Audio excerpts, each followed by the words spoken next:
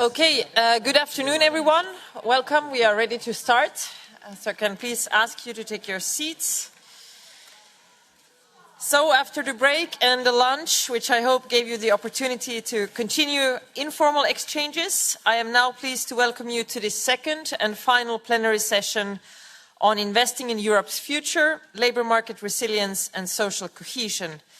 And I'm very pleased to co-chair this session with Mr. Andreas Kafkalias, Chairperson of the Standing Committee on Labour, Welfare and Social Insurance of the House of Representatives of the Republic of Cyprus. Mr. Andreas Kafkalias, the floor is yours. Ευχαριστώ, κυρία Anderson. Thank you, Ms. Anderson. Dear members of the European Parliament and of the national parliaments, distinguished guests, it's a great honour for me to co-chair this plenary session together with Ms. Anderson. The second item on our agenda lies at the very heart of the strategic challenges facing the European Union today. The question is, how do we strengthen Europe's competitiveness while at the same time ensuring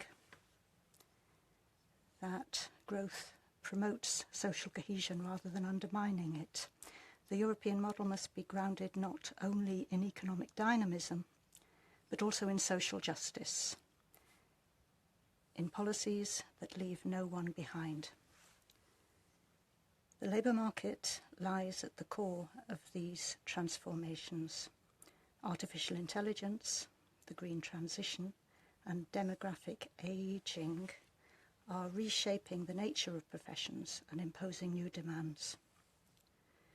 An effective framework for fair and inclusive transition is essential. We need investment in lifelong learning, stronger employment policies, and targeted interventions for vulnerable groups. We're particularly honoured by the presence of the Cypriot Nobel laureate in economics, Professor Sir Christopher Pissarides, whose expertise and experience will make a substantial contribution to highlighting the challenges and choices that lie before us. With political will, our objective is a Europe that's more resilient. I invite you to contribute to a constructive dialogue. A great honour to welcome here Professor Sir Christopher Pissarides, who is a Nobel laureate in economics and Regius Professor at the London School of Economics, whose pioneering work on labour market dynamics and search theory has profoundly shaped our understanding of how labour markets function and respond to structural change. His expertise is particularly relevant for our discussion here today. The EU labour market has shown remarkable resilience in recent years, with employment reaching a record 75.8% and unemployment at a historic low of 5.9%. Yet, this headline performance conceals deeper structural challenges, a persistent productivity gap with major competitors, with the EU-US GDP gap widening to 30%, 1 in 5 workers employed in low-wage jobs with limited productivity growth, and ongoing labour and skills shortages compounded by an ageing population and shrinking work-age population. The twin green and digital transitions are reshaping the European economy at an unprecedented pace, creating new opportunities, but also risks of job polarization and regional disparities. The Commission's Competitiveness Compass, the Clean Industrial Deal, and the Union of Skills aim to address these challenges, while the proposed Quality Jobs Roadmap seeks to ensure that competitiveness and social fairness go hand in hand. As the second Porto Social Forum made clear, Europe's competitiveness strategy must be built on its people, on skills, social dialogue and quality employment. Professor Pissarides' insights on how to build labour markets that are both resilient and inclusive, that can absorb shocks, adapt to structural change and maintain broad-based prosperity will provide an invaluable foundation for our debate. So please, Professor Pissarides, the floor is yours for the next 20 minutes. Thank you very much, Madam Chair, for that generous introduction. You very correctly pointed out the most important points about labour market resilience, how important it is that we should address it, because it's at the core of our economies, and it's the only way we can take full advantage of the modern technologies now being developed. Like you, I go to too many meetings of economists, and I'm tired of hearing about the United States and China and their achievements with the modern technologies, with Europe hardly getting a mention. Of course, in Europe, we have more diverse objectives, like my country fellow, Mr. Kafka, just mentioned a minute ago. We have diverse objectives and the two economic superpowers with our attention to inclusiveness, equality, and to the well-being of the workforce. They are objectives that I believe should not be sacrificed to achieve labour market resilience. As I will argue, we can achieve labour market resilience and take advantage of AI and related technologies by improving well-being and social cohesion, not putting it at risk. First, we should ask, what is labour market resilience? The dictionary defines resilience as the ability to bounce back from tough times and adapt to them without breaking. The tough times that labour markets are going through currently are the technological disruptions caused by automation technologies, the uncertainties that they are bringing, and the changes that we need to make it bounce back into shape. The green transition is also a disruption that requires similar responses, but it also requires some other policies addressing more specifically climate change. I will focus on the response to technological disruptions here, which is closer to the work that I have been doing, and which I should add has benefited from funding from the European Research Council, amongst others. Our challenge is to find ways to invest in Europe's future by increasing the resilience of European labour markets without endangering our social objectives. In other words, the labour market should not put obstacles to the technological disruption, but it should be able to absorb it and bounce back with better technology, better productivity, and inclusiveness for all demographic groups. To achieve this, government, employers, and workers need to take collaborative action. I don't think the objective should be, or necessarily should be, to invent the next generation of AI models. If we do, so much the better. But that is not what will give us resilience and cohesion. Resilience and cohesion need preparedness. We should be ready to absorb the current frontier technologies and adapt our work practices to them wherever they come from. To get us ready to absorb the new technologies, governments need to provide the right infrastructure to enable employers to make the necessary investments, and workers need to have access to training programs to get them ready to make the transition to the new technologies. Before I say more specific things about the infrastructure and transitions, let me briefly make some general remarks about AI and the labour market. We hear a lot of diverse views about it, and I want to clarify some things that are important in what we recommend.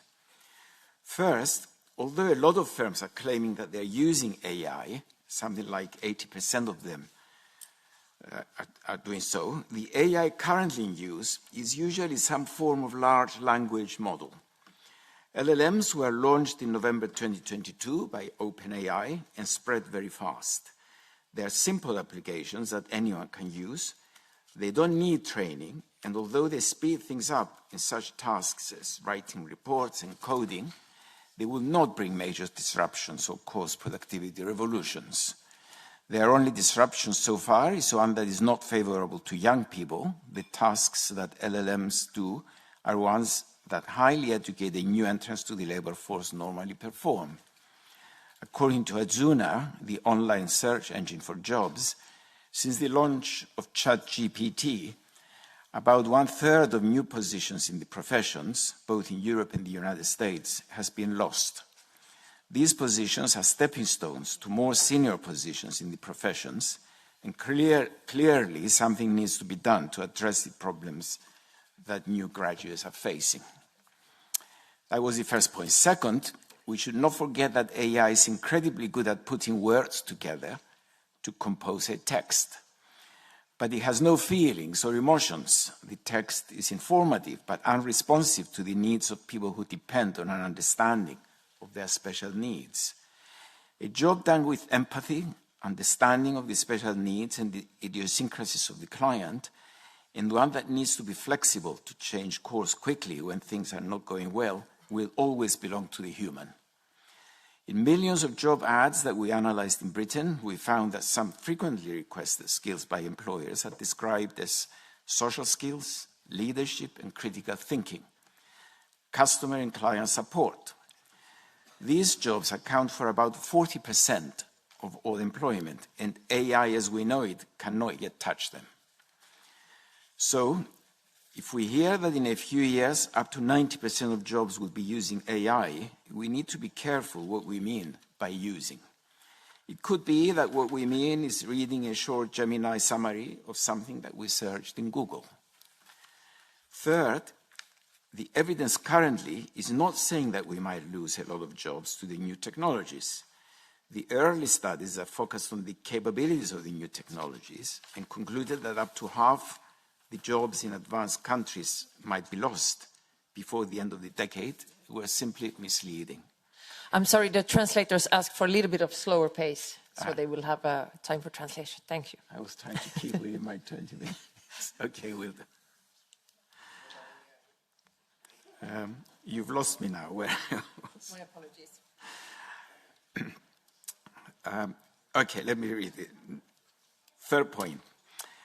The evidence currently is not saying that we might lose a lot of jobs to the new technologies. The early studies are focused on the capabilities of the new technologies and concluded that up to half the jobs in advanced countries might be lost before the end of the decade were misleading.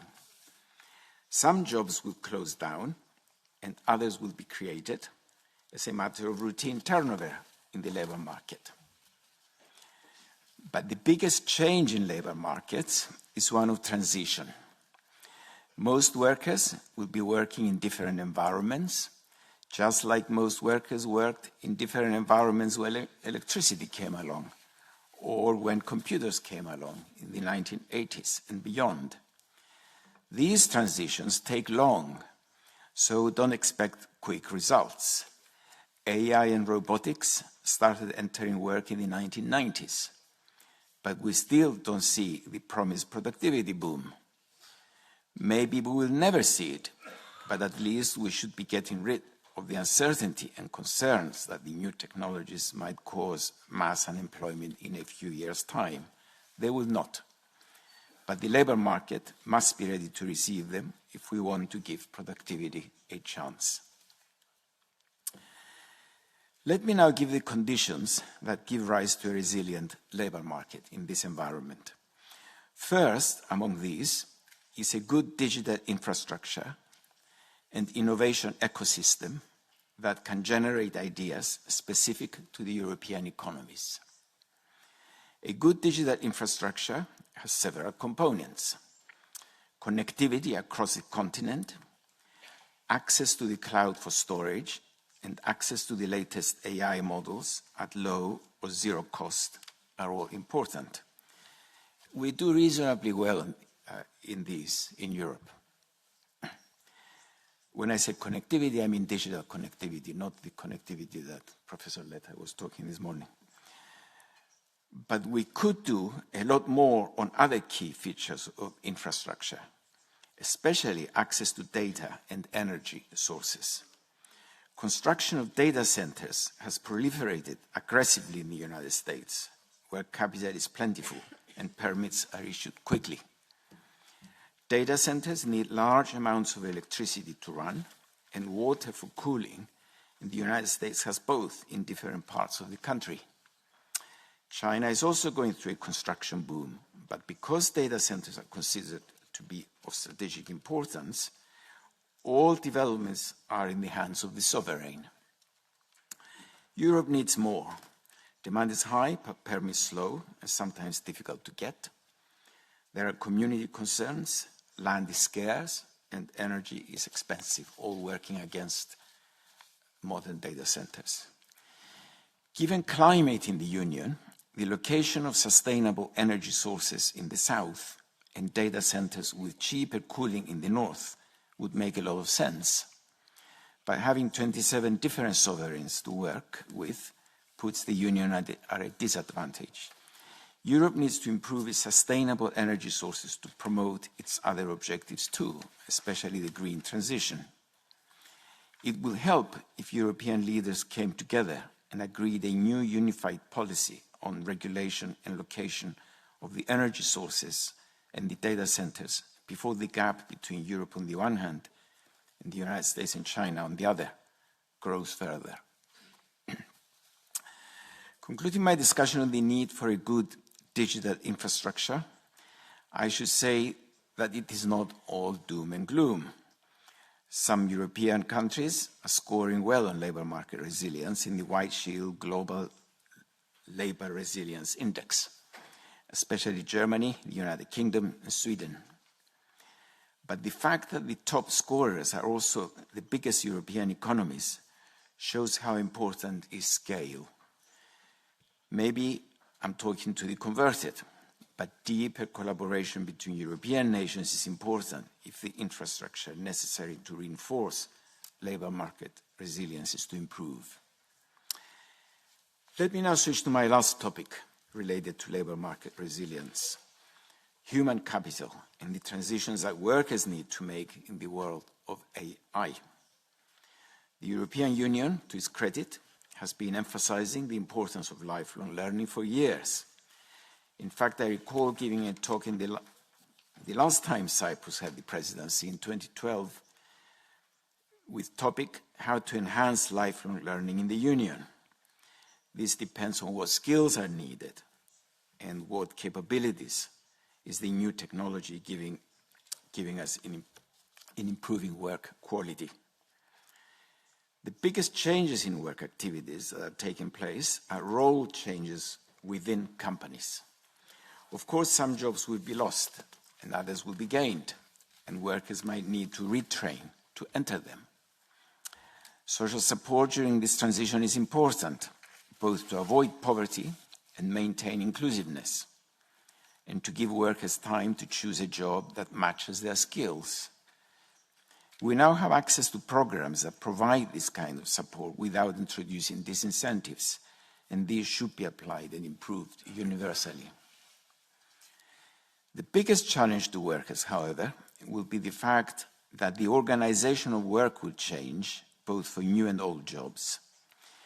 In our work with the British data that I mentioned before, we found results that are consistent with the results found by others in the United States.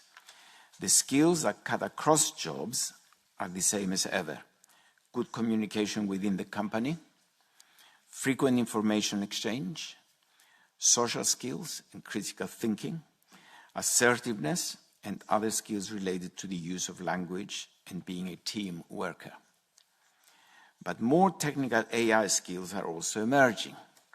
The AI skills currently mentioned most frequently are the ability to use AI models to learn about their sector in the economy, to engage in effective talent acquisition and onboarding, to understand the principles of machine learning, programming, logical reasoning, and identifying and dealing with cyber attacks. Of course, data analysis, how to acquire it, study it, store it, and use it at work are also extremely important. How does one prepare for these skills? Preparation must start from school, even elementary school, during which games with simple robots introduce children to the work of automation and familiarize them with what's to come. Then comes college, and to many university entry. At these levels, a balance is needed between knowledge and practical competences. It would be a reversal of our civilizations if we ended up with humans behaving like robots, devoid of knowledge and cultural identity, but experts in putting things together. This is not the world of AI is about. Educational institutions should give knowledge and basic skills training to prepare students to learn during work. The ability to learn how to learn is one that is more valuable than ever. Specializing too much in school is not good for the new technologies because we don't know in which direction the new technologies are heading. A good education combines a general knowledge of language, maths, the sciences, and all other subjects with practical knowledge of some skills. Having government-sponsored apprentice programs for the professions and other service sector jobs should be part of the educational curriculum of every country. Once at work, training programs and lifelong learning should be ongoing. To succeed, the workers need to own them. In other words, they need to be doing the training on their own initiative because they feel it's for their own progression and not to satisfy the employer. Work by the McKinsey Global Institute in the United States has found that successful large companies typically put aside an average of 2 hours a week for their employees to select learning programs that are uploaded to the company's intranet. Smaller companies that cannot afford to do this, the SMEs that were mentioned before, should have the facility to send their employees to government-sponsored programs of similar intensity. Finally, how do we achieve inclusiveness and cohesion in this world? As a reminder, I want to emphasize that despite the concerns of many workers about their jobs, learning how to work with AI is not difficult. The AI models in the market, such as ChatGPT or even agentic AI models, are easy to use and learned with some training. No one will need re-education or serious upskilling to participate. This is good for inclusiveness as long as lifelong learning becomes part of our culture. I'm still doing it myself daily. But there are some things that we need to pay more attention to. A lot of the jobs of the future will be like the jobs of the past, but they will not be affected, and they will not be affected much by the AI revolution. These jobs that require social skills, empathy, critical thinking, and conflict resolution.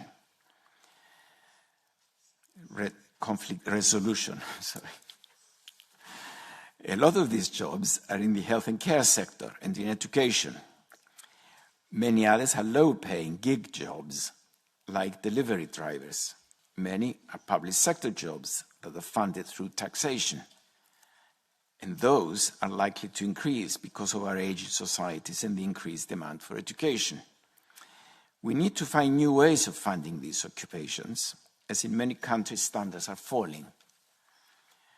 But even in private sector jobs, treating employees as stakeholders of the company in the way that shareholders are will increase well-being at work and will give more incentives to employees to take up more training and lifelong learning.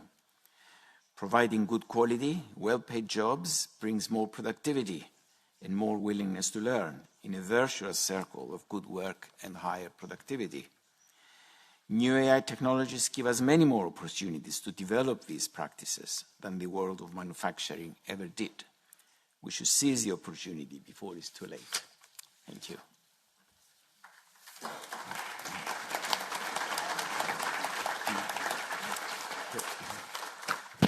Thank you very much, Professor Pissarides. I think that was very interesting and also sets the scene for the following debate.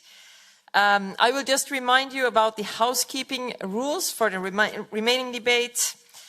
As members of national parliaments have been requested to register their interest for the floor, we have an established speakers list of colleagues from national parliaments. In general, speaking time will be divided according to the following formula: 2 national parliamentarians, followed by 1 member of the European Parliament, and so on. And we, of course, will adapt this during the debate if needed. Members of European Parliament wishing to request the floor are kindly requested to fill in a speaking card and give it to the ushers, and you will be added to the list of speakers on the spot. And please note that each intervention should be limited to 1 minute. We may also adapt the time limits during the course of the debate if necessary, but for now we are sticking to 1 minute. and there is interpretation available in 23 EU languages, so you are very welcome to use your mother tongue.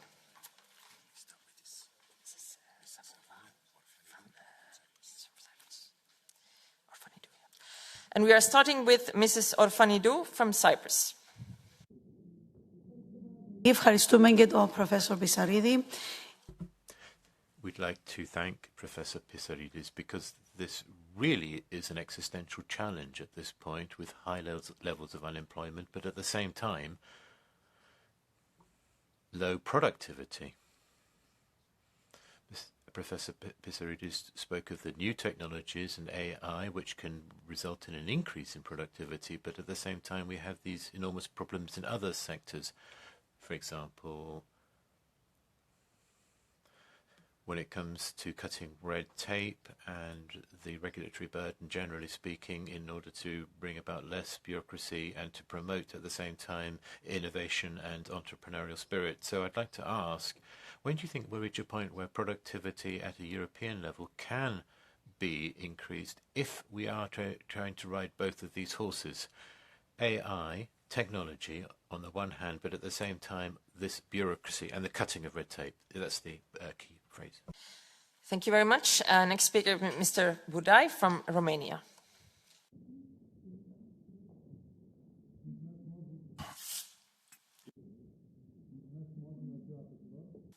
Here. Yes, okay. Mulțumesc frumos. Thank you very much. Professor, I would like to thank you very much for addressing the influence of AI on the future of the labor market. I asked the same questions before, and I would like to see your opinion. And since I do not have too much time, I will ask my questions right away. We cannot stop this transformation, but in my view, we can decide how the future will look like if we are proactive and not only reactive. My questions are the following.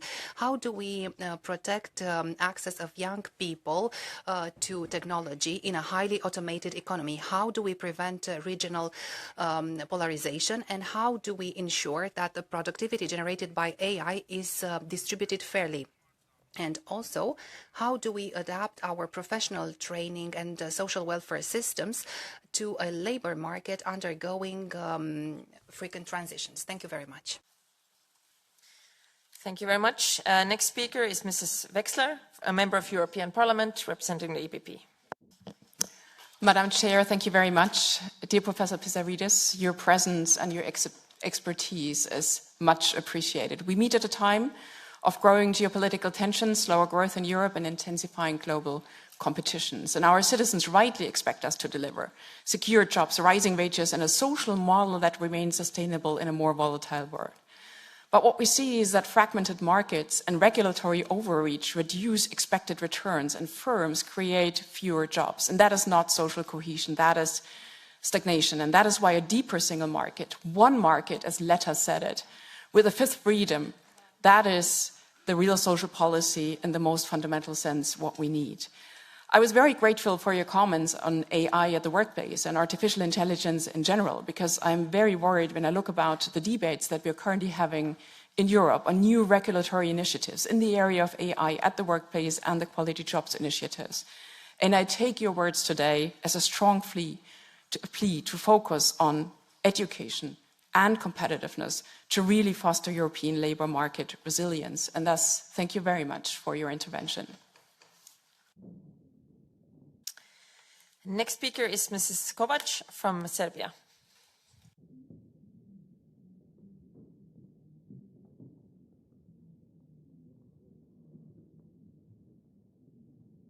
If she is not present, I will move to the next speaker, Mr. Tamás from Hungary. Sebereni from Hungary. Köszöntöm a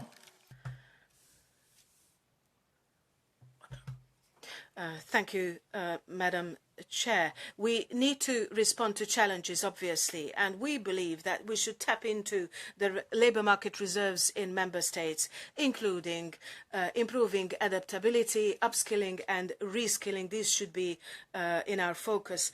Now, to do so, we need to improve digital skills. And the key to digital competitiveness is to integrate artificial intelligence. But we must make sure that we do not end up losing great masses of jobs, but rather we create new quality ones. And the AI could take over jobs that are dangerous or pose a risk to human health. Now, back in November, the Visegrad groups, the 4 countries, had their Hungarian presidencies, and the standing committees in charge of AI of these 4 parliaments adopted and issued a joint statement about artificial intelligence as a tool to develop our economies. And we emphasize that we must make sure that AI development takes place in an ethical, transparent and safe way, also to improve human resources so that next generations are ready to enter the world of AI and an AI-based economy. Thank you. Thank you. And next speaker is Mrs. Kreutz-Vilvoa from the Belgian Senate. Frau Vorsitzende. Thank you, Chair. Picking up on what was said by the various colleagues here, I think that the future of Europe will lie with cross-border cooperation. This is vital. Cooperating across borders just goes to show how this can be done in daily practice. People cross borders day after day to work, to study, or just to go to the shops. Structures like the Benelux cross-border regions and the Maas-Rhine region just go to show how cooperation can successfully take place across borders. Just a specific example. The Einstein telescope in the Maas-Rhine region. This is an important project which demonstrates how important cooperation is between universities, research institutions and enterprises from France, Belgium and Germany. This gives rise to fresh opportunities and this dynamises the economies of the various regions. This project goes to show that entrepreneurial spirit can really catalyse things even before certain decisions are made. This goes to show that the future of Europe lies with working one another. Thank you very much. Next speaker is Member of European Parliament, Mrs. De La Pisa Carrion from the Patriots.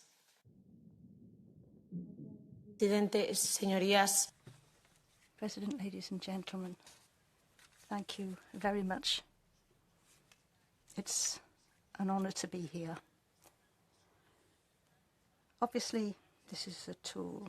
AI will allow us to occupy new spaces so that we can spend time doing what exactly? Are we bringing added value? Do we know? You said we need to learn, and that's true. But what about creativity? Creating something new. Tools are inert. How can we make sure that ideas arise? I think that creativity is crucial here, and yet it's not often mentioned in our political fora. We need to open up new horizons, because resilience doesn't only mean coming out of trouble stronger. How can we make sure that we have the right level of creativity in and through our educational systems? Innovation is failing in the European Union. Thank you. Next speaker is Mr. Stylias from Greece. Thank you. Ευχαριστώ, κυρία Πρόεδρε. Thank you, Madam Chair. Madam Chair,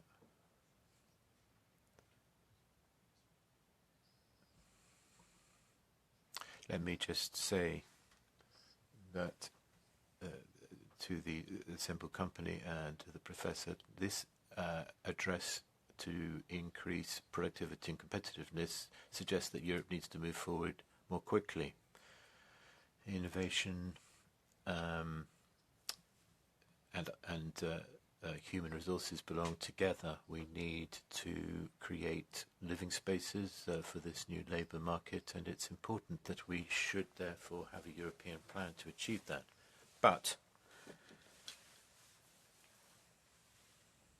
the rules for investments, social investments, need to be made more flexible. And in addition, this work needs to be linked with education. Now, productivity means that we need expertise and technology, and the European Union has to work to ensure that the wages of those working within the system are decent so that they can actually work. Productivity must not come to the detriment of social cohesion. Mr. Sanchez from Spain.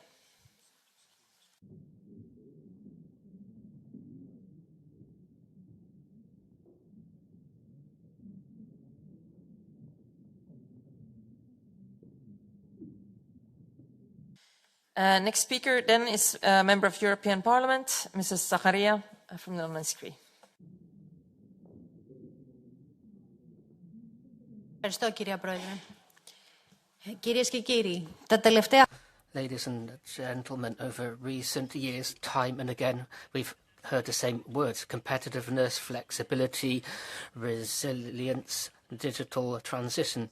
In Greece, a special committee was set up under the aegis of Mr. Pisaridis to hammer out a strategy on this. But the outcome for workers is well known. Lower wages, more intense work schedules, uncertainty, and the highest poverty rate in Europe.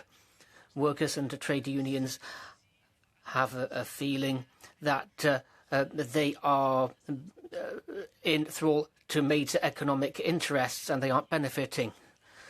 That's what experts think. But given this negative effect on the labour market, as I see it, that the Labour Committee cannot pretend nothing has happened and turn a blind eye to this. So, Mr. Pisaridis, I would contradict what your committee in Greece had to say. Next speaker is Mr. Briskens from Latvia. Thank you, Madam Chair. I use this opportunity to draw attention to youth unemployment. Of course, the level of youth unemployment is traditionally double the overall rate. In Latvia, youth unemployment is 15%, almost exactly double the overall rate. And even more worryingly, the level of young people not in employment, education, or training is also double digit. The current European Pillar of Social Rights Action Plan aims to reduce precisely this benchmark, but unfortunately this is happening too slowly. And I therefore fully endorse the Union of Skills to prepare young people for the digital and green economy, and also quality jobs roadmap to ensure unemployment is fair and meaningful. And my question to Professor Pisaridis, as technologies, AI, robotics will lead inevitably to a gradual obsolescence of jobs across many industries, and new jobs will come into place, but some jobs will become obsolete. Is this not the time for Europe to also reconsider elevating full employment to the level of priority policy mandate also for European Central Bank alongside inflation targeting? Thank you. Next speaker is Mrs. Schifone from Italy. Grazie, Presidente. Thanks, Chair. I will home in on the issue of skills as a pillar for competitiveness, as a lever for productivity, and as something which is useful for labour market participation, for quality jobs, and also in favour of women. We're talking about a strategic asset for each country, each member state, when grappling with the overarching global challenge faced with other global players. What are the challenges broached in the Draghi report when it comes to skills? One challenge is raising mass digital literacy rates. The second challenge is to have the right training and education policy. Thirdly, requalification, upskilling, and bringing brains on board. We are doing this in Italy by tapping into training in STEM skills. We have training courses for the professionals of the future in place already. Next speaker is Mr. Valla from Albania. Thank you and good afternoon. It is a great honor to talk today here in the premises of the European Parliament, together with members from the National Parliament and members from the European Parliament. I would like, in my seconds, to just give you a glance of what Albania is doing. We are in a process of negotiations. We have opened all the chapters within the 13 months, and we are hoping and we have the ambition to conclude our negotiations with the European Union by 2027, and informing you today here that we have tangible progress in strengthening democratic institutions, consolidating the rule of law, advancing socio-economic reforms, as we are talking today for labour market resilience and social cohesion, implementing environmental policies, enhancing regional cooperation, and aligning with the EU's common foreign and security policy. And when it comes to the national parliament, since I have the opportunity to address, on 2028 we'll be asking the vote of the national parliaments for Albania's accession into the European Union. And thank you very much.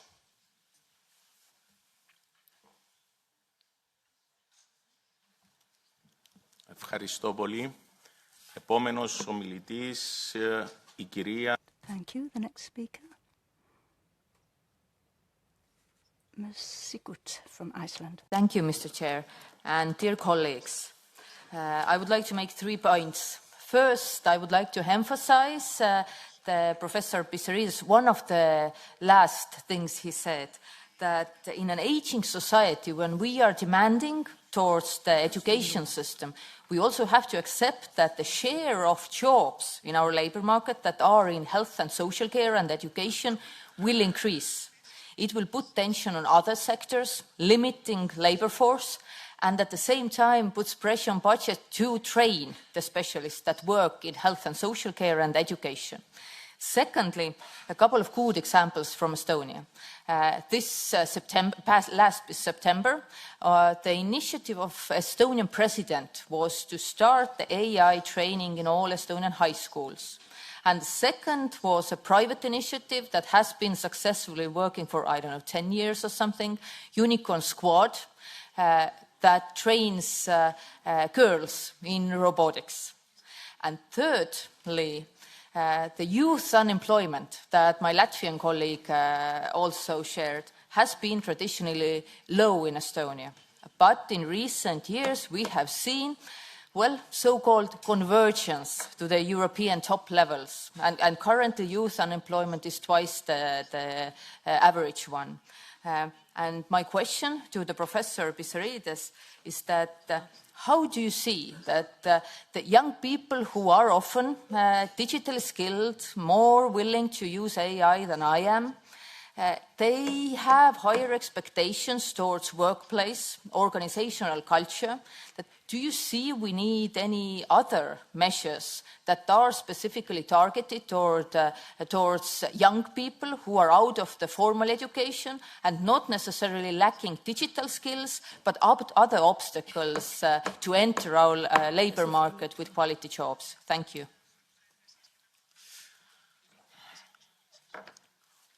Ευχαριστώ. Ο κύριος Μπρούκνερ. Thank you, Bruckner.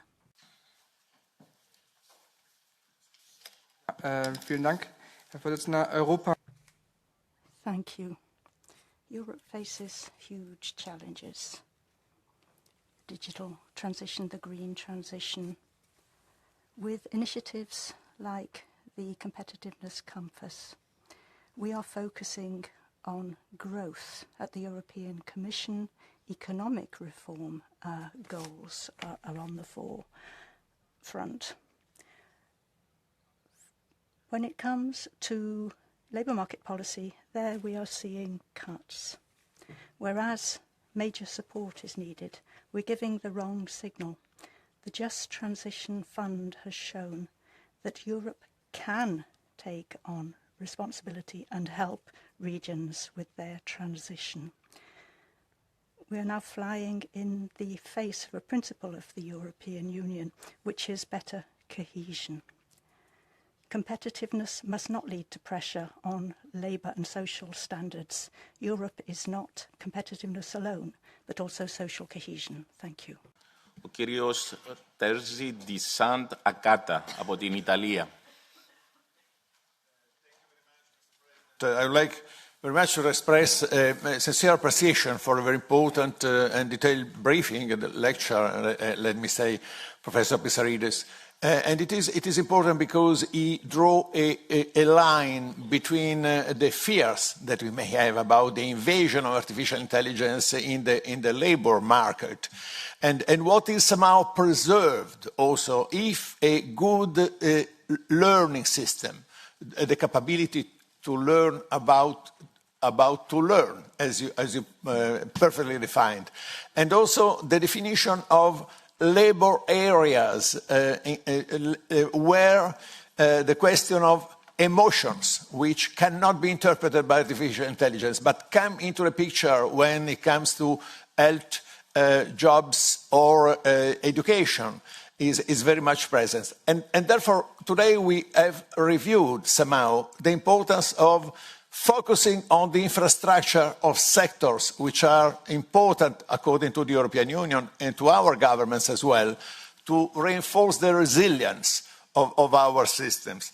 And this is my question. There are three main sectors: the initiative of Union of Skills and the measure foreseen a competitiveness compass, which are going, in our opinion, in the right direction. Then there is the other area concerning which is defined by the Future Quality Jobs Act.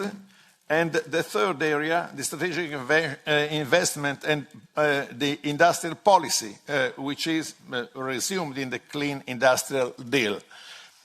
My question is, are these regulations and strategies a possible response to the issue of investment in the areas which are critical in the future in order to sustain the resilience of our labour market and our new generations' positions? Thank you.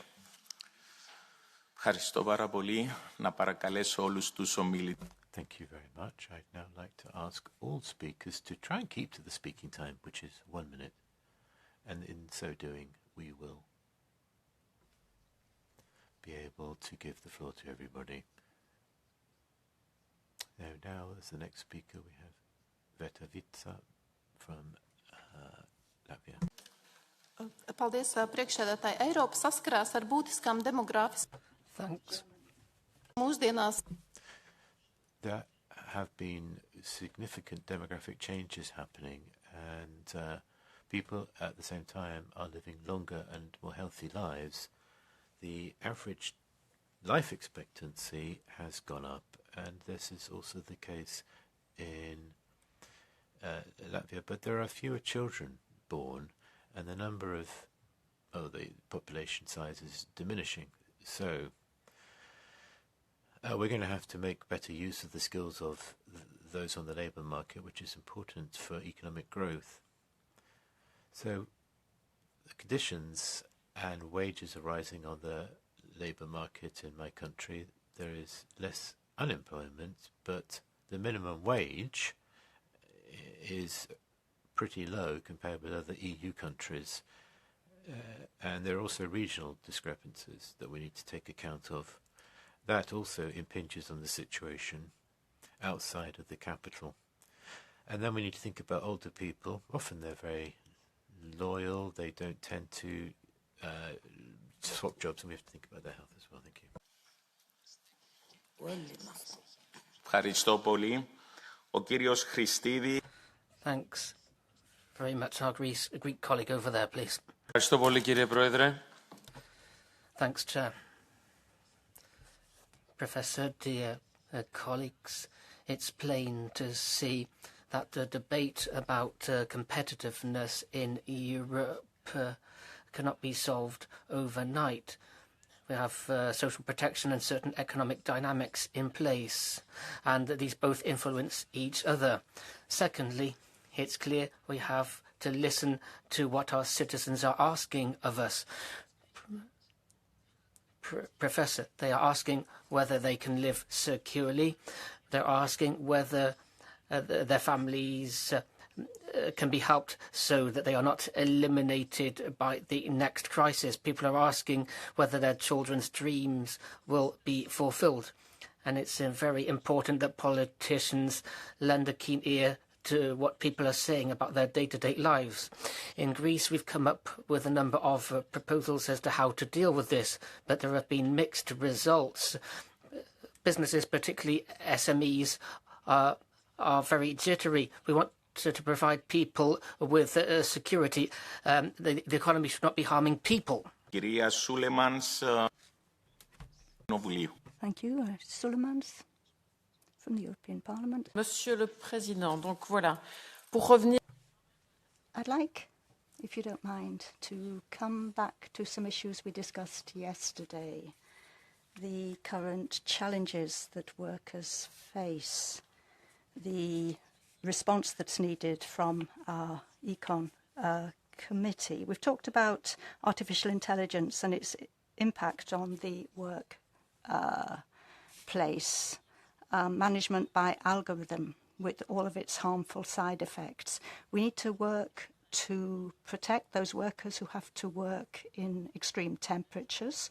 A large number of workers are affected by that. And I'm a rapporteur at the moment about protecting mental health, psychosocial stress, burnout, stress in the workplace. We know that a silent pandemic is going on, hitting young people and women in particular very hard. We want a Quality Job Act. Workers cannot be productive if they are not in good health, if they do not work in good conditions. I'd like to invite the representatives of the member states here to also work on implementing 2 directives recently adopted. There is a directive on wage transparency, which aims to diminish the wage gap between women and men. And then the implementation of the minimum wage. I've heard people talking about how important it is to have a decent wage across all member states.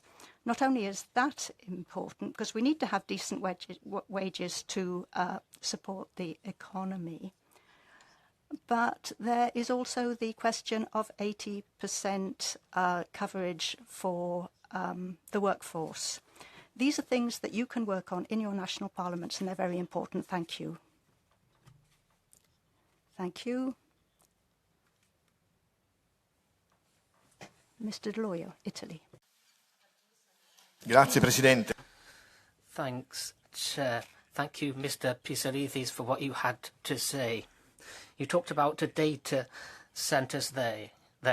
These are important for Europe as a whole. Maybe we should do more work on this in the next MFF in order to have strong investments and incentives for the south of Europe, because almost all data centres are clustered in the north. So let's have more focus on the south of Europe. Secondly, mention was made in striking a balance between practical and theoretical skills and young people and older people. Everybody needs to be helped to improve. So we must invest in education and training, particularly for SMEs rather than larger companies, because 99% of companies in Europe are SMEs. In fact, 93%. Thirdly, mention is made of quality jobs. So we must recall that EU countries are in different positions here. We must rebalance this. Otherwise, there will be a brain drain. Let's keep people within the EU at least, if not in the same country. Fourthly, equal opportunities. Much more work needs to be done to ensure that women are able to get back into the labour market, particularly in those countries lagging behind here. We must increase basic training and literacy at the very roots of education, so that we have all the boxes ticked for future education. Thank you very much. Ms. Kasson from Finland. Arvoisa puheenjohtaja. Chair and Professor Pisaridis, the functioning of the job market in Europe is essential for investments and financial growth. It is essential that we have a predictable environment. Digitalization gives lots of opportunities, as does technology. It is possible to develop new services and also fight against the need for workforce.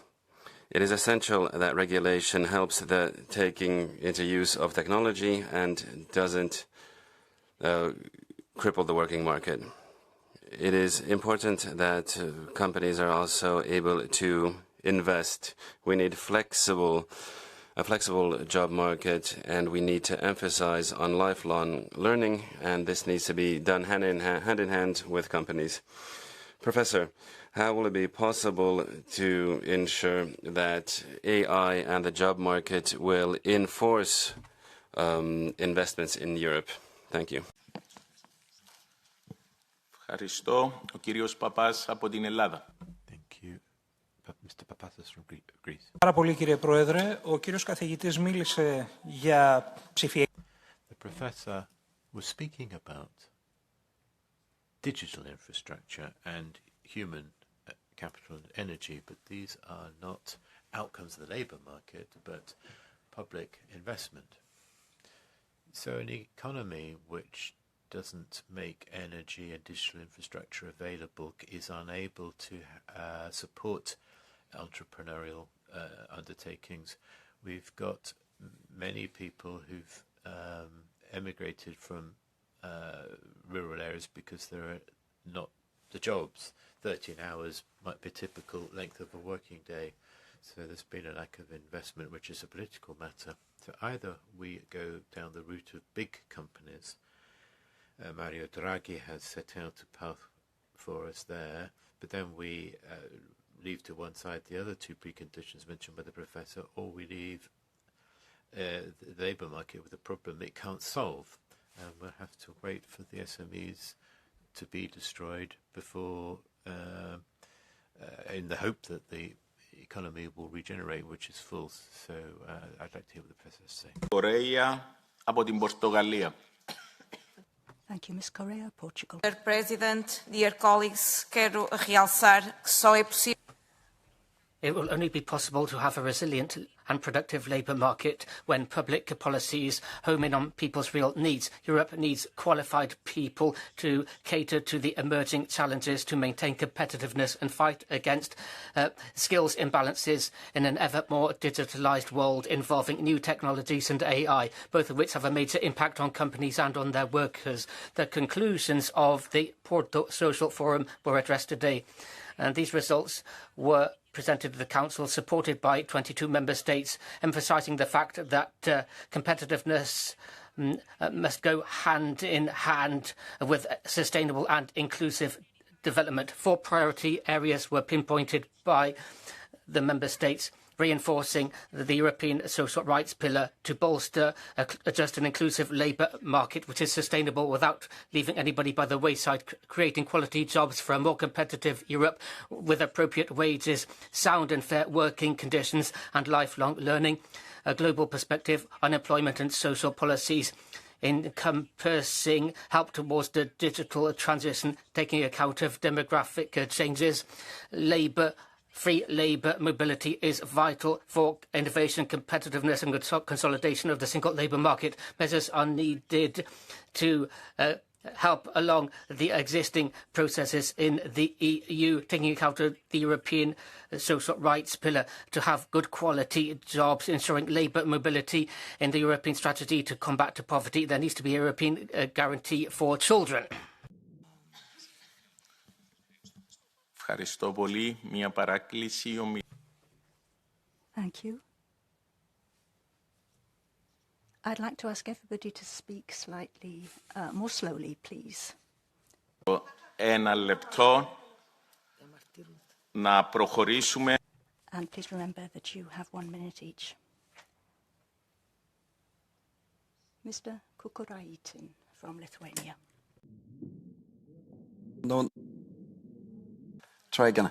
Thank you, Chair. Thanks, Professor Pisaridis, for interesting insights. Dear colleagues, geopolitical instability, demographic decline, and weak productivity growth are testing our labor markets. For Lithuania, the war in Ukraine has made it clear. Labor market resilience is not only our economic or social policy, it is part of our security policy. High employment alone is no longer enough. Europe must move from job quantity to job quality and productivity without lowering standards. This requires a clear political commitment, early education, investment in digital and green economy skills, fair mobility, and quality jobs. Must become a core pillar of Europe's competitiveness strategy in the next MFF. That is why 14% allocating to social and employment policy we see as insufficient. And the last aspect, or maybe a question, as our labor markets undergo a historic transformation, and as our social security system remain largely anchored in traditional employment relationships, isn't it a time to open a serious and comprehensive European debate on guaranteeing adequate minimum income protection for all? Thank you. Congratulations to Estonians and Slava Ukraini. Ευχαριστώ. Κύριος Καβαδάς από την Ελλάδα. Thank you. Mr. Kavavas, Greece. Ευχαριστώ κύριε Προεδρεύοντα, κύριε Παντελίδη και το πάνελ. Thank you, Chair.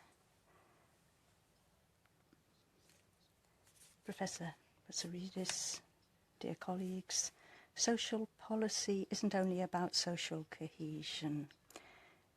It creates a fair society, a European society with a future. Between 2009 and 2015, unemployment in Greece dropped a great deal. We increased employment by 10%. Jobs were created, many of them full-time. And that is not a coincidence. The right social and employment policies were put in place for young people, for women, for the unemployed. At European level, we have to make sure that no worker is left behind. And if we look at sectors, and things like AI,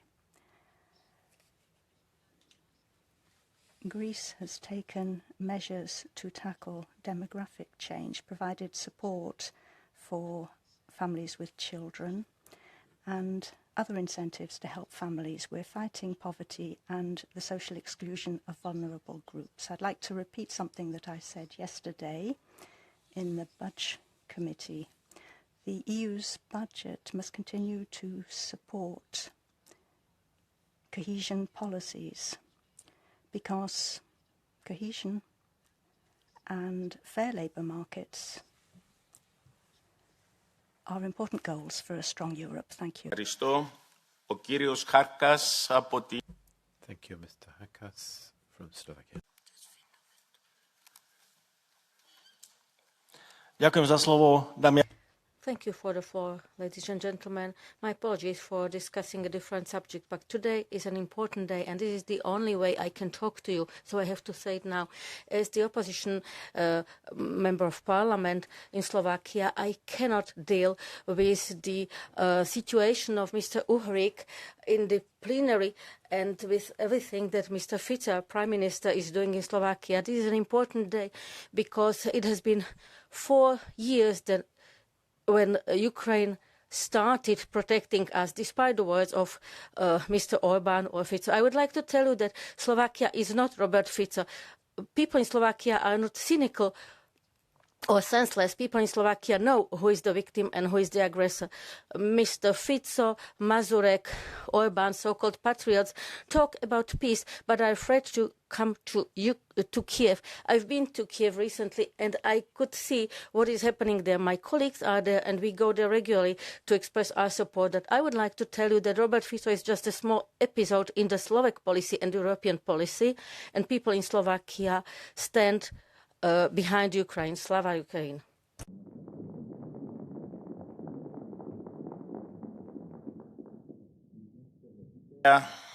Για να τοποθετηθεί είναι η κυρία Μενούνη από την...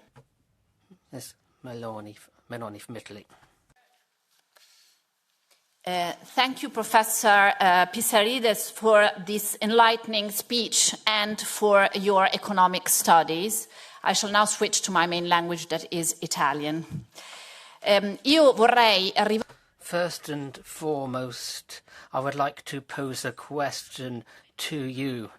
If you fail to mention the need to have jobs and competitiveness, well, we took part in the major meetings held over recent days, and a number of stances emerged as to the funds and how we should go about streamlining these funds. That was all well and good. I think you will agree that the time is ripe. The time has come to get down to brass tacks, in other words, human capital.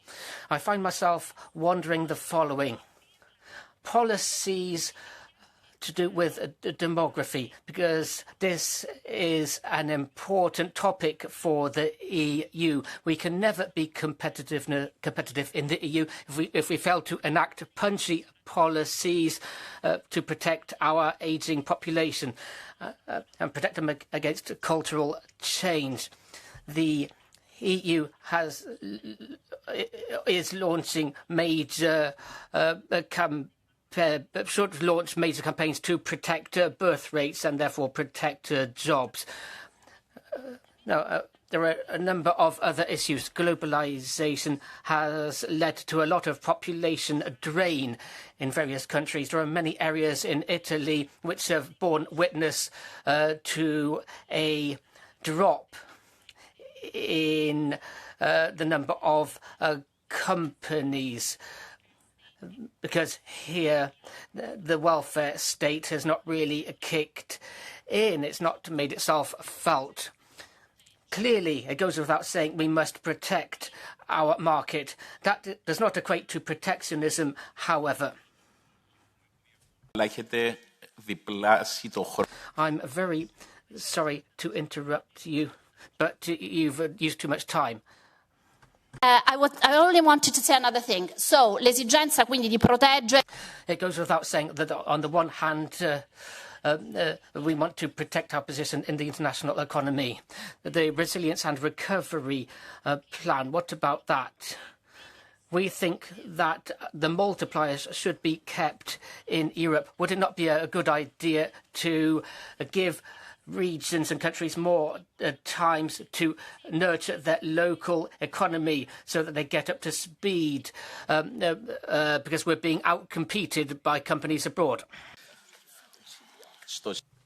Thank you.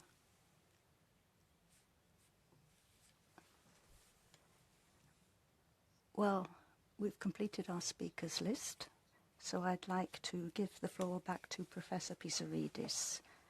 You have 10 minutes for your conclusions and to answer the questions. Thank you.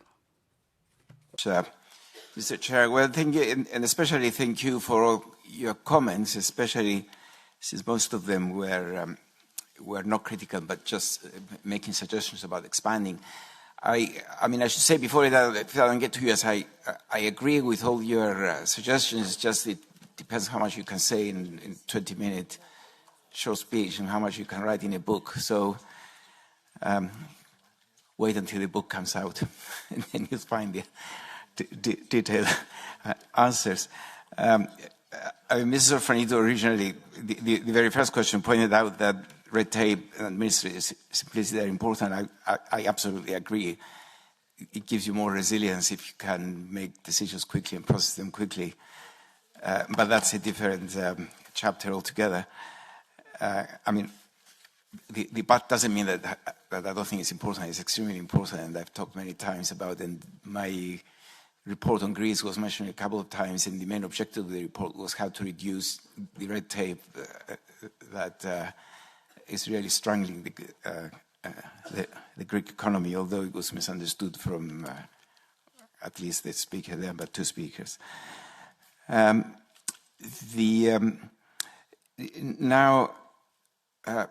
Mr. Butha from Romania pointed out how can you use AI to influence development. AI, actually, this gives me a chance to say something.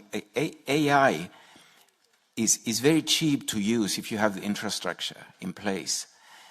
So, in fact, it's the best chance that we have to develop the rest of the world through AI. You know, like if instead of passing foreign aid from government to government, like is the usual way of giving foreign aid to poorer countries,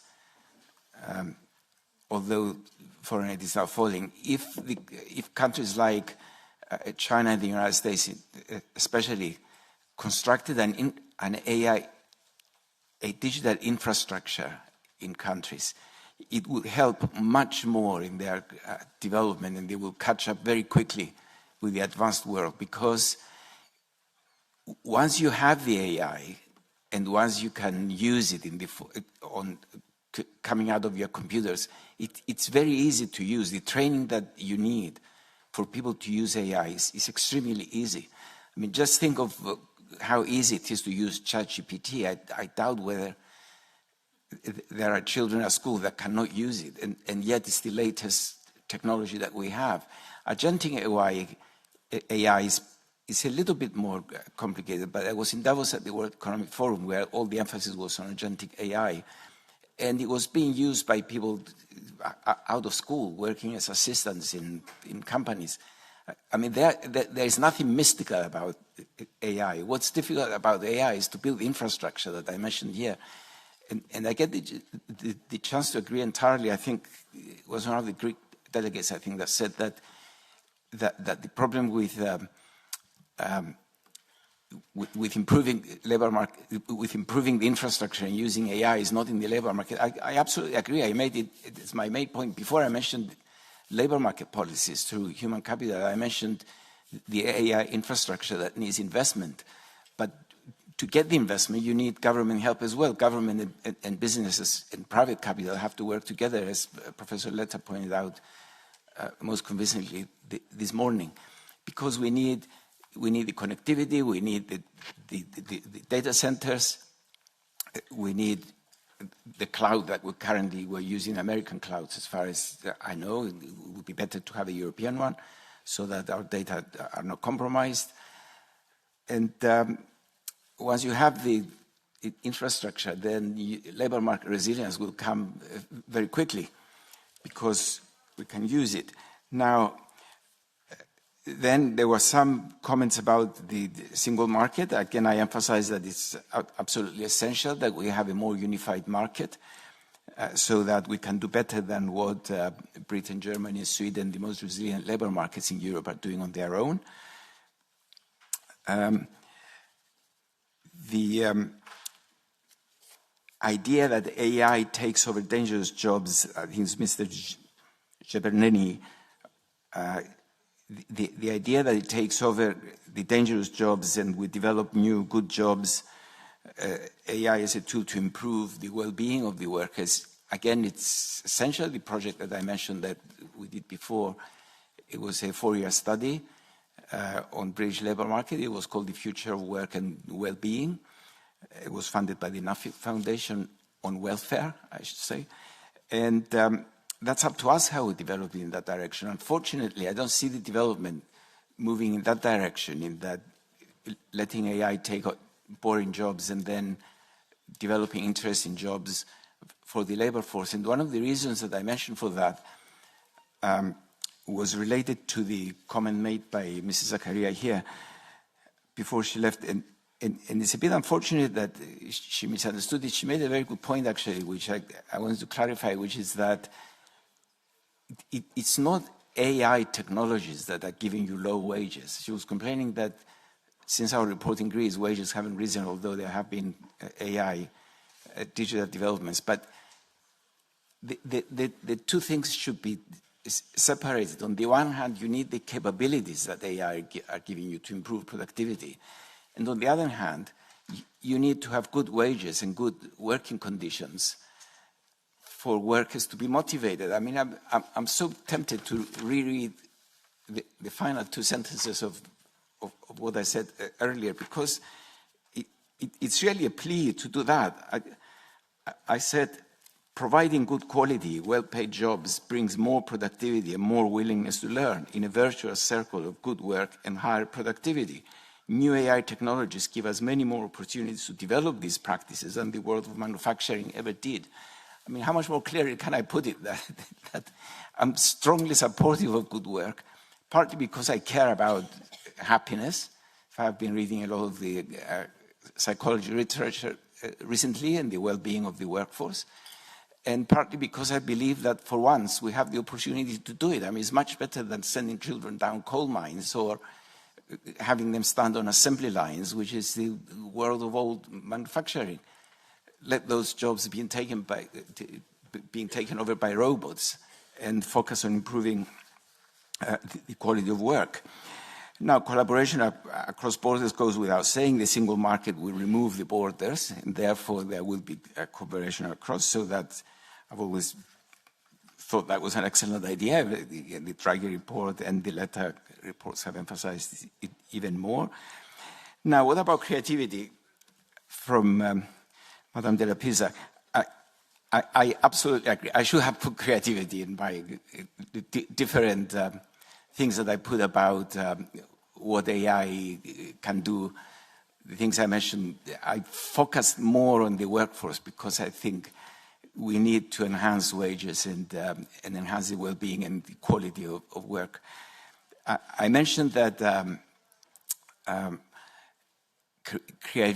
creativity to succeed on labor market resilience, what you need is application. You need to apply the AI technologies to the labor market to make it more resilient. Whether you create those AI technologies or not is a bonus. But we shouldn't stop and divert our resources to try and compete with the Americans, with Silicon Valley on the next successful startup. Let the Elon Musks of this world live in Silicon Valley. I don't mind, as long as we can use their technologies to enhance the resilience of our labor markets. And then creativity will come next. Of course, I'm fully supportive of the European Research Council and the money spent on giving European creativity. I mentioned that I'm a beneficiary, so how can I not support them? Part of what I said to you is due to the research that they supported. But let's not think that inventing new things is important, is essential for labor market resilience. What's essential is applying those things. Energy was mentioned. I agree entirely. I mentioned the data centers. I see not many of you have taken up data centers, actually only one or two.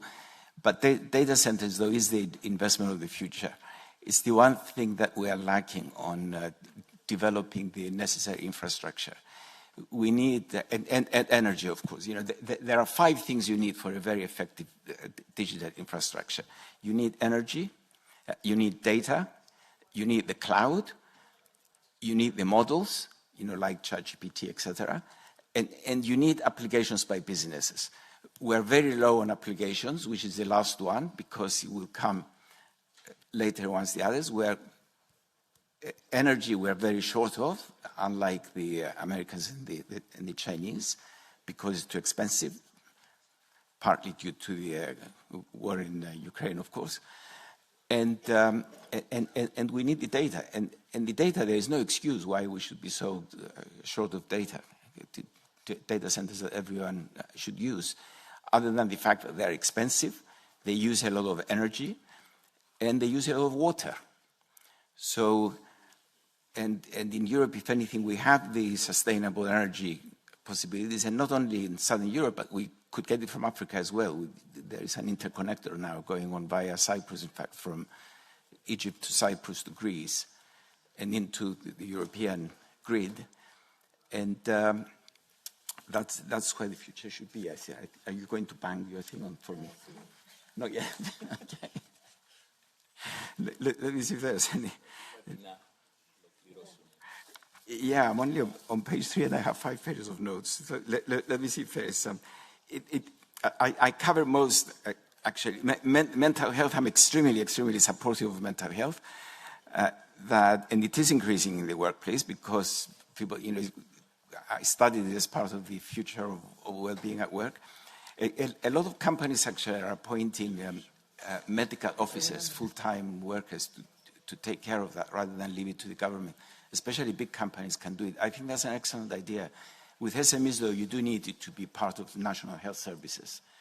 And for the time being, don't try Britain if that's your need. It's completely, this service completely collapsed in the place that I live, unfortunately. Then functioning of labor markets is essential for growth, digitalization, essential for growth. Youth unemployment is double than average. Let me tell you that historically it's always been double than average because young workers don't settle down into jobs. It was the very first data that I ever looked about 50 years ago. Youth unemployment is always double. Even in Spain, sometimes in Spain actually it's higher than double. But the problem with AI, though, is the one that I mentioned, that the segment of the labor market that AI technologies are hitting are the youth labor markets, and especially the professional youth labor markets. And we need to do something about that. I do have a whole program how to increase collaboration between universities and industry. Government subsidized because universities cannot take it on their own. Employers are asking for experience for entry jobs. Universities could provide that experience by arranging for internships during the year. I even suggested maybe increasing the length of university education, which many of my university colleagues didn't agree because of other complications, but I think it would be good for the youth market. It's a whole new challenge that we have, how to improve the youth market given the new technologies. And I hope it is something that will enter the European debate soon. Then, other than that, I think we've covered all the main points. Actually, demography. Actually, one final thing. It's not only in Europe that we have a demographic problem. The whole world has declining populations except for Africa, and there is no point in fighting it by increasing the birth rate because we will not succeed. I mean, that's the way things are developing. We should learn to live with aging populations. We should increase work. For example, many countries still have retirement at 60, between 60 and 65 when life expectancies are 80 plus. It would be much more beneficial if you push in that direction than push in the direction of higher birth rate. It's true that populations are falling because birth rates are low, but we should learn to live with stationary or falling populations because they're coming, they're here with us. With the exception of, in fact, when I say Africa, it's mainly sub-Saharan Africa, but a little bit the Middle East and North Africa. But increasing work until a later age is perfectly feasible for people in good health. I will not tell you how old I am, but I'm very supportive of that too, about staying at work beyond 65. And that's it. I should stop here because I think we have to get out in 1 minute. Thank you.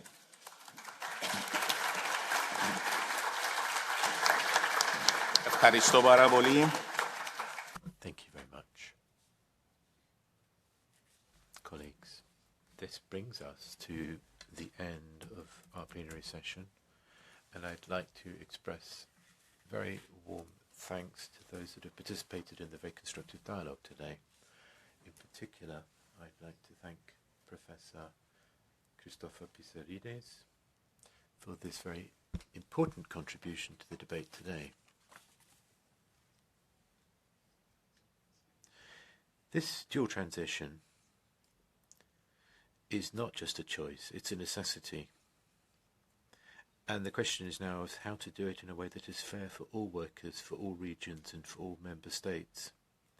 Effective labour markets require flexibility, but that's not going to be sufficient on its own. We have to ensure that we bring social rights within reach of all people in Europe, with dignified places to live and proper public investment in infrastructure, and as well as the green and digital transition. And in order to achieve that, we will need political will, adequate investment, coordination, and the meaningful participation of the social partners, local and regional authorities, and of course our national parliaments.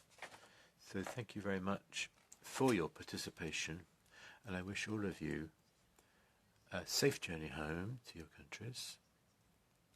The final word I will give to my co-chair, Ms. Anderson, who can finish. Before you have to leave. Firstly, I think this exchange and also the lecture by Professor Pissarides really affirmed how we must work to both strengthen the competitiveness of our union, but also work for a more resilient social model. And it's crucial that we both on national level in the parliaments and also European Parliament continue to work to ensure that skills, employment and social inclusion remain at the heart of these policies. So as the professor mentioned, we need the technology, we need the skills and how to use it, but we also need good working conditions and high quality jobs. It is in this context, I think, that events like the Parliamentary Week, that we European and national parliamentarians can come together to exchange ideas and build a common understanding of the challenges that we jointly share. And this brings us to a close of the formal programme of this year's European Parliamentary Week. And on behalf of the European Parliament, I will thank you all very much for coming, and also for your active participation in these sessions. But before we end, on behalf of the next presidency, which is held by Ireland, I would like to remind you that we will continue this discussion in the second semester of the year during the IPC on Article 13 in Dublin. And I will now give the floor to the head of the Irish delegation, Mr. George Lawler, to announce the IPC on 24th to 25th September in Dublin. Please, you have the floor.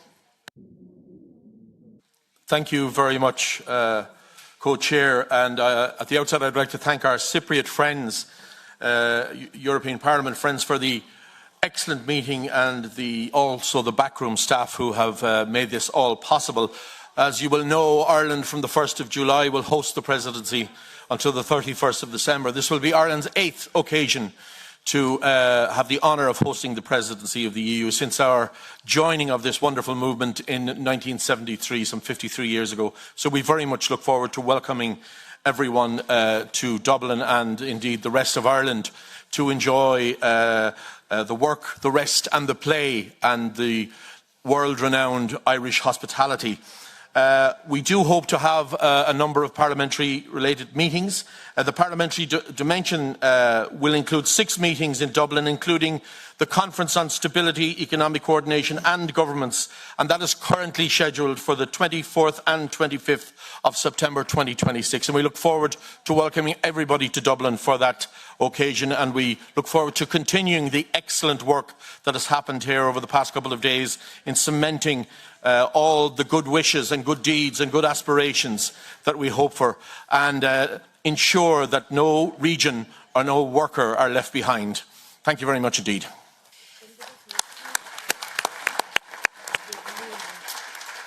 Thank you very much, Mr. Lawler. And following your announcements, I formally declare concluded the 2026 edition of the European Parliamentary Week, and will end by thanking the interpreters for a fantastic job Thank you for staying with us a couple of minutes over the meeting time.